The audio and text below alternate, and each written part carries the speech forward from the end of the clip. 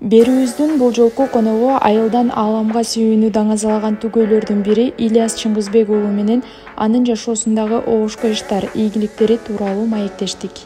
1993-жылы 13-майда Жалал Абад областынын Аксы районунда Кара Суу айылында жарык дүнүйгө келгем. Ата-энем айтып калат ошол. Андей чагыңда аябай жоош элең, анча нерсени тоготуп койгон, көп ыйлап алган. Жаңы төрөлгөндө бала ыңалап түшөт экен го. Ошо ыңалабай түшүптүм да.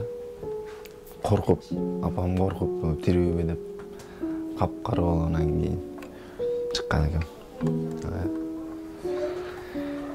Ошол эле айылда 1-класска окууга бардым. 6 жашымда баргам биринчи жолу мектепке. 6 жашымда барып, анан кийин өзүбүздүн мектепте окуп, кийин Кербен шаарына лицейге, Жунай Мавлянов атындагы лицейге кайра 7 жашымда 1-класска баргам. Ал лицейде 3-класска чейин окуп, андан кийин өзүбүздүн Кара Суу мектепке отурулгам. Ата-энең байкайт экен, эмнеге шыгың бар, эмнени алып кете алат, кийин жашооно кереги тиет. Анан мен сүрөтчүлүк жагымды байкап калышып, өзүмдүн ой боюма койбой эле 9-ду бүткөндөн кийин Бишкекке Семен Чуйков атындагы көркөм сүрөт окуу жайына тапшырылган. Ал жакта моотурайган бала болчумун, 9-ду бүтүп келген, эчтекени билбеген, шаарды билбеген, шаардагы элдерди билбеген, өзүң кандай алып жүрүш керек, такыр маалыматым жок. Дедовщина болот экен, ал нерсе эмне экенин билбейсиң. Ошентип келип 1-курска тапшырып, дароо эле жатаканага чыккам. Жатакананын жашоодо аябай шарттары кырдаал болот. Мындай кырдаалдары татаал экен. Таяк жешиң керек экен, ачка калышың керек экен. Жаратылыш мыйзам экен да. Күчтүү болсоң жашайсың, болбосо чүнчүп жок болоруң деген. Ал жерде окуп жүрдүм, ийгиликтүү эле. Андан кийин ал окуунун аяк жагында 3-курсумда биринчи жолу бир досумдун демилгези менен спорт залдын босоозун аттагам, биринчи жолу ошондо. Андан кийин ошол жерде 3-курсумда кирдим, 4-курста окууну бүттүм. Ошо 1 жыл бою машыгып жүрдүм агайдын колунда. Нурлан Тиленчиев деген киши. Окууну бүттүм. Мындай орчундуу деле бир максатым жок. Шаарда жашай турган жерим жок, жатаканадан чыгарып койгон. Агай сунуш киргизип калды. Сен жакшы бир жыйынтыктарды көрсөтүп атырсың спорттон. Ушуну улантам десең, мен менен жүр кеттик Ошко деди. Агай анда Ошко Унаа базарга зам директор болуп которулган эле. Ошол жака бар иш менен камсыз кылам, өзүм окутам. Меникинде жашай бересиң деди. Анан мен ойлонуп көрөйүн деген да жокмун. Дароо эле ошол жерден кеттик, макул дедим. Экөөбүз унаазына отурдук, кеттик Ошко. Ошто эч кимди тааныбайм. Бейтааныш шаар, тууган урук жок. Ошентип Ошко барып калдым, агайдын үйүндө жашап жүрдүм. Күндө экөөбүз салга барабыз. Агай мени бакты. Жеңем деле бир мындай жаман көзү менен караган жок. Үйүндө жүргөм. Агайдын өзүнүн деле үйү жок, ал деле квартирада. Мен да үстүнө кошулуп алгам, чоң баласындай. Мен балалык дегенде чыт курсак, денесинде турсадан башка эч нерсе жок, капкара бир бала эсиме келет. Чаң көчөдө чуркап жүргөн ары бери. Өзүмдө досторум бар эле. Өзүмө окшош капкара. Турсаларыбыз да окшош эле. Экөөбүз нары карап баратсак, апам чыгып мындай билбей калчу эле да, ким үйүз Ильяс, ким үйүз Ербол депчи. Ошол экөөбүз мындай моюндашып өскөн достор. Айылдын чаң көчөсү, чоң ата, чоң энем жайлоо. Ошолор эске келет. Атам жөнөкөй бир чабандын баласы. Чоң атам чабан болгон. Атамдын аты Чыңгызбек. Рахматы 68-жылы төрөлгөн. аябай курч кишилер. Ак көңүл абдан. Ошондой эле баягы жини бат келген. Жаман жагы канча болсо, жакшы жагы андан ашып өткөн. Айтор биз жакшы бир пенделе да.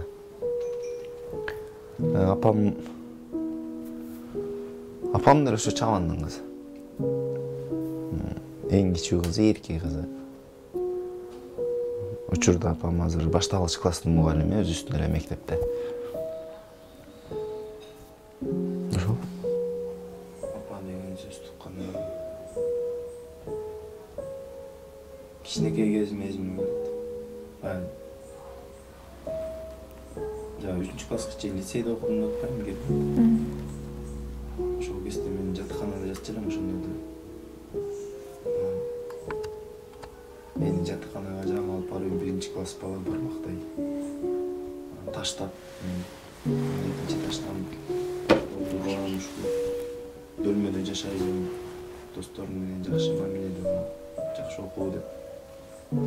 Секемден сылап, бетимен өбүп, макул деп коштошуп кеткен. Мен айнектен карап турам. Качан подъездден чыгат деп. Апам чыкты. Айнекте карап, апам айла кетет да, мен таштап. Ыйлайм шолуктоп, деп. Токтой албай ыйлаганда. Апам кетти, анан төшөгө жатып алып ыйлаган, уктап калдым. Кечки тамакка да барбай калдым. Балдар тамагын жеп келгенде мен эжеке жетелеп барып атайын, жалгыз өзүм тамактандырып келем. Ошол апа дегенде ошол кездер эсиме келет. Анан бир жума окуйм, 7-чи күн дем алышта. Анан апам баратчы, мен айлап келем, апам барып кирбени шаарда кыдыртат, жетелеп алып ар жактарга алып барат. Өзүм чилеп болуп, апам тегеренип, чуркап эле колунан кармап алып, нары сүйрөп берсем. Ушундай бир сонун сезимдер эсиме келет. Ата дегендечи? Ата дегенде мен атам айтып атпаймынбы, курчадан болчу. Кичине эле бир күнөө болуп койсом аябай келтектер менен салып, катаал тарбиялаган да мени. Жини дагы чукул келчү. Ата деген ушундай катуу киши эсиме келет. Мүнөзүңүз кимге окшош? Атаңызга окшошпу же апаңызга?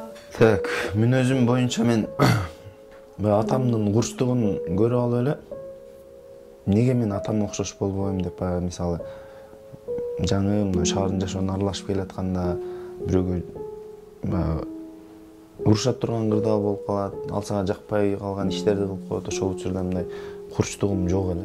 Эмнеге мен атама окшогон эмесмин деп аябай ызаланчу элем да. Азыр атам болгондо мындай кылмак деп. Бошмун дечи. Бошмун деп аябай ушундай капа болчу элем. Анан өзүм апам окшош туруп койчу элем. Апам окшош деле кыялдарым бар.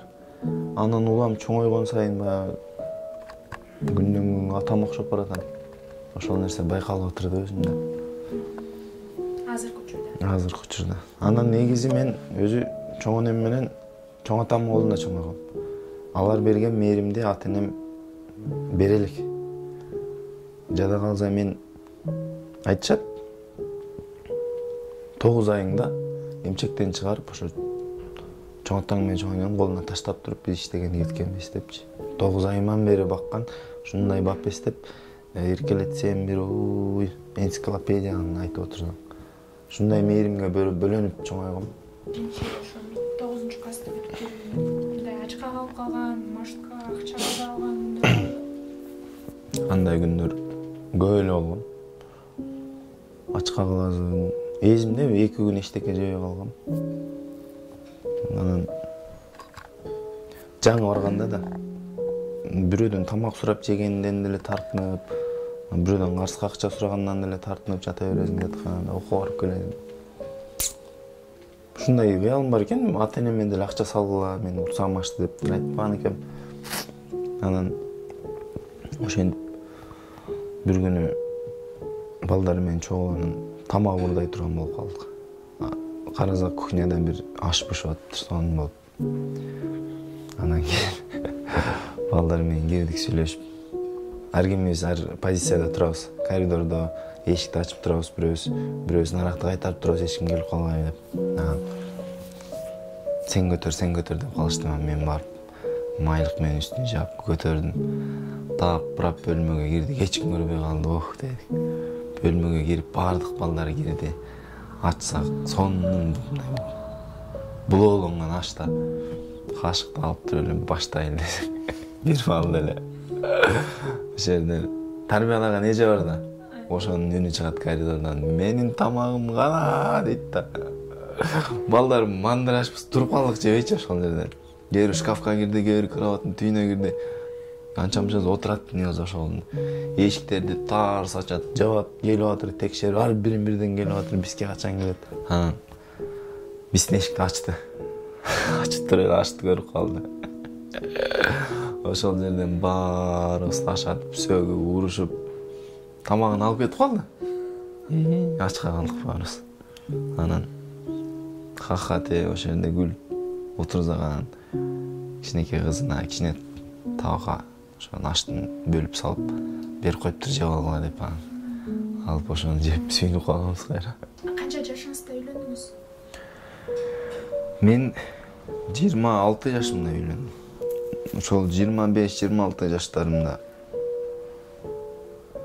досторум баары үйлөнүп атыр, мен кызым жок. Үйлөнөйүн десем көз кызарат дегилерди көрүп алыпчы. Анан бир күнү Instagram чукулап отурсам бир кыздын сүрөтү чыгып калды. Карасаң сымбаттуу. Анан дагы сары чилекте түшкөн сүрөт бар экен, ошо биз жактык деп ойлодум. Жакты да, көңүлүмө жагып анан жазып көрөйүн, бул мага баары жооп бербесе керек деп жаздым. Негизи мен өзү кыздан такыр жолум болгон эмес, бирөөнү ушул мындай сүйлөшүп көңүлүн өзүмө мындай буралчу эмесмин да. Айтор эмне мукоктук деп коебу, айтор ушундай бир жагым бар эле.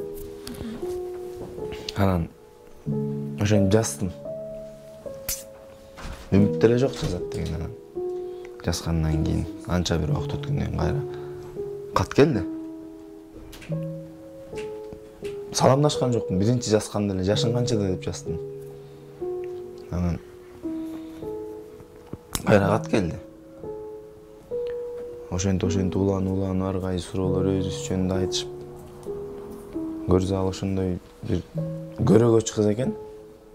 Ушул мени алса подкаблучник болот деп ойлодук шет да. Ошентип жазышып, жолуктук, сүйлөштүк. Мага аябай жакты. Мен жазган учурда анын толтура мындай тандоолору бар экен да. Артынан чуркап жүргөн жигиттер аябай көп экен. Бай бар экен. Чоң кызматтагылар бар экен. Анан карап көрсөң, өзүң салыштырсаң бир шанс жоктой да. Эккесин аракетти кылыр. Бир күндө жада калса экиден жолукчу элек. Ошентип жүрүп анан жүрөгүм багындырып алдым. Ошентип 2 ай сүйлөшүп баш коштук. Баш кошкон күнү той болот деген күнү атам каза болуп калды. Ошол күнү атам каза болуп ошол тоюбуз батага айланып кеткен. Элдер биз балдар менен топтолуп кызды алып келебиз деп биз оштобуз. Баарыбыз бапыр-тапыр, майрамдык маанай, аябай сонун шаңдуубуз. Алып келебиз деп ошко түнөп калдык, эртеси күнү алып кетишибиз керек таң атканда. Анан таң атаар эле мага чалуу келди апаман. Чалып туруп эле анан сүйлөй албай эле өзүнүн өзү булуп Ильяс дей берди. Анан кийин ошол жерде жүргөн жестелерим алып анан ушундай атаң ооруп калды деп эле дароо эле сездим. Ага чейин ооручу эле, давлениясы бар эле. Анан балдарга айттым, тоят мени болду. Айтуранга чалдым. Ушундай болуп калды. Та мен кеттим. Барып анан барсам боз үйлөр тигилип, элдер уже өкүрүп аткан экен. Анан баягы элдер баягы даярданып кабар жете элек да кээ бирлерине. Даярданышып, машина менен үйгө тийбей түз кафеге өтүп кетишкендер болду. Кафеге барсак той жок. Эмне болду деп сурашып, ошол кафеден кайра үйгө келгендер болду. Жаман экен, маң болуп калат кезим, эмне кылышыңды билбей.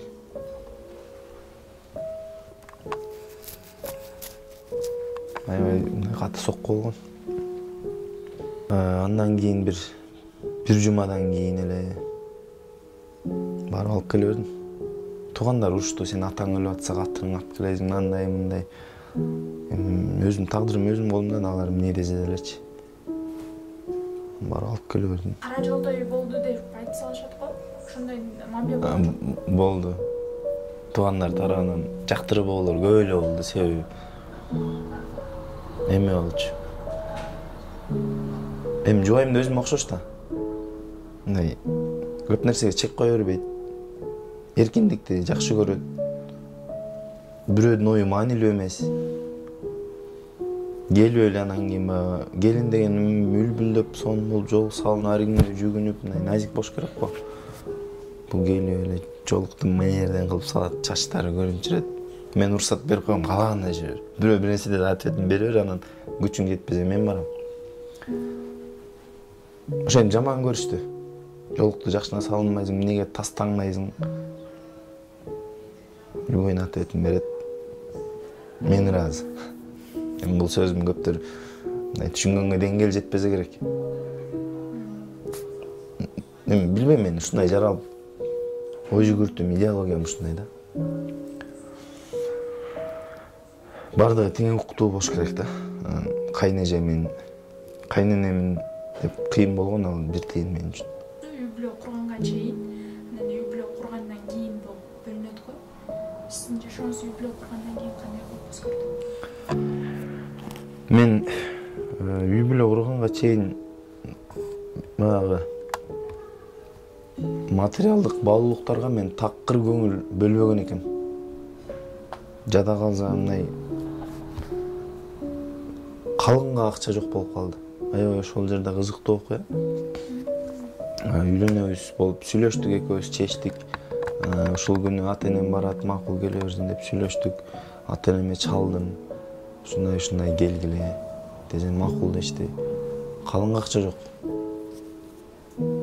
Үйдө бир 50 миңдей акча бар экен. Бир түндө ошол ага досторго аябай ыраазымын, азыр деле ыраазымын. Унутпайм ал жакшылыгын. Бир түндө чалдым. Ушундай эртең кетип атырмын, ага калың акча жок. Десем, бир Азат деген жакшы жигит бар. Ошол давай келтиребиз деди. Мен ошого эле айттым. Ал бүт барына чалды. Ушундай сом керек. Бир түндө бир 80-90 миңдей акча чогулду. Эртең менен эртең мага берди.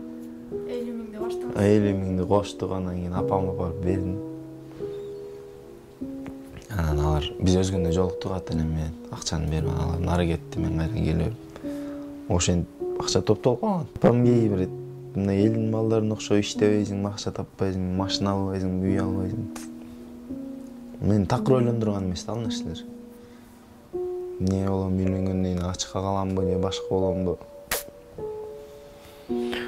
Анан ырыскы каяктан кандай болуп келет билбейм, бирок ушу үйлөнгөндөн кийин эми бир 2 жыл кыйналдык.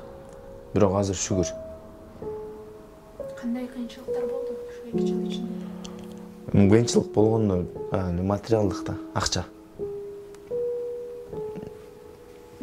Башка сезимдер, мамиле аябай ысык. Ошого таң каламай турганга. Маршруткадан 15 сом даяп, ал убакта 10 сом болчу. 10 сомду эконом кылабыз деп, пересадка менен үйгө барчубуз да. Бир 3 километрдей жерде жөө басчубуз. Кышында кроссовки кийчүбүз, сапожкиге акча жок. Бир жол мен айлык этип калсам, мен ачка калдым, каткандан жеп отурдум деп чалып алып ыйлаган. Сонун күндөр болчу, ага деле мындай өтө деле кыйынчылык күн деп деле айтпайм, аябай сонун күндөр болчу. Экөөбүз Эптеп бир картошка сатып алып, ун бар эле. Ошол картошканы манты кылчу эле. Манты кылып экөөбүз ушундай учакташып отуруп алып жечү элек да. Ой, укмушап алайм аны. Ар бир адам кыла албай билбейм. Ошол квартирабызга бир күн экскурсия жасайлы деп ойлонуп аттык эле. Мурунку жашаган. Мурунку жашаган, ортосунда фанер, эшиги жок. Эшиги жок беле.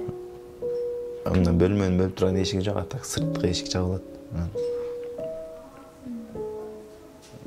Ушундай кызыктуу күндөр өткөн. Ушул мен аябай негизи жоопкерчиликтүү адаммын да. Бирок мен өзүмдү бир нерсеге милдеттүүмүн деп эсептебейм такыр. Муну кылышым керек аял үчүн деле. Милдеттүү эмесмин деп эсептейм. Бирок жоопкерчилигим жогору деңгээлде. Анан ушу аял биз кыргыздын эркектери текебер деп коелу. Аялдарды экинчи орунга коюп кыйын боло беребиз да. Эркекпиз. Аял эчтекени жешпейт дей беребиз, бирок чын-чынына келгенде аял көп нерсени чечет экен. Жөнөкөй эле мисал, досторуң менен катташсаң, туугандарың менен катташканда негизи эле жүрүм-турумуңа аялдын таасири өтө чоң экен. Андан ырыскыга да канчалык деңгээлде тиешеси бар, аны биле албадым. Жашоодо таасири өтө чоң экен. Эгерде өзүңүздүн дал ушул убакка чейинки бир жашооңузду китеп же кино кылып тартса, атын эмне кылып коет элеңиз? Мен жашоомда кара сызыктар аз да, шүгүр. Көбүнчө ушу шаңдуу маңай жакшы нерселер. Ошого жараша ат койсоң керек, билбейм. Таң калыштуу нерселер көп. Жакшылап ойлонуш керек. Анан үйдүн эң улуусуз, бир туугандарыңыз менен мамилеңиз кандай азыр? Мисалы үчүн болот го, кимиси менен жакшысыз, мындай сырдашып, сыр бөлүшүп, ушундай бир жакындыктарыңыз тууралуу айтсаңыз.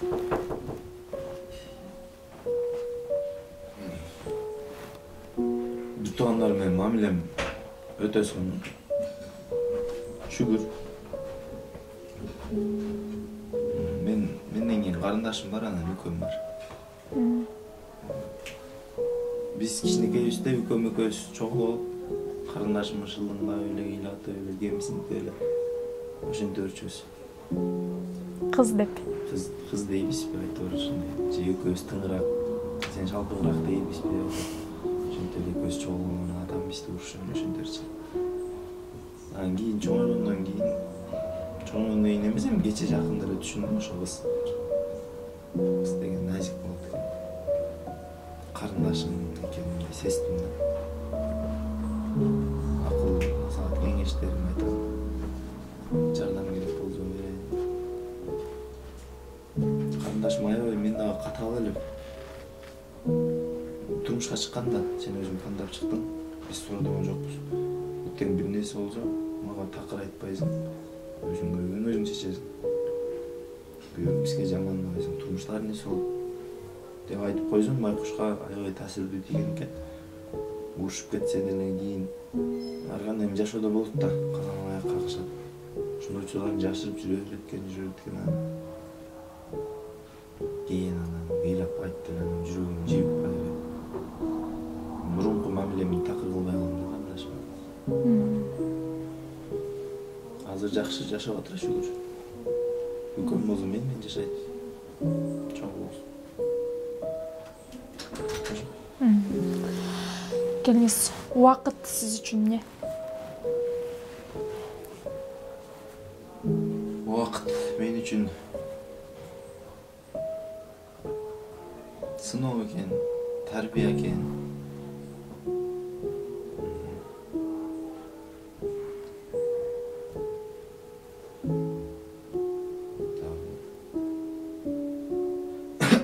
Мүмкүнчүлүк экен. Ошолорду айта алам. Балалык кезиңизде эмтип ушундай бир кыялданчу элеңиз, бир нерселерди азыр ошол кыялдарыңызга жеттиңизби?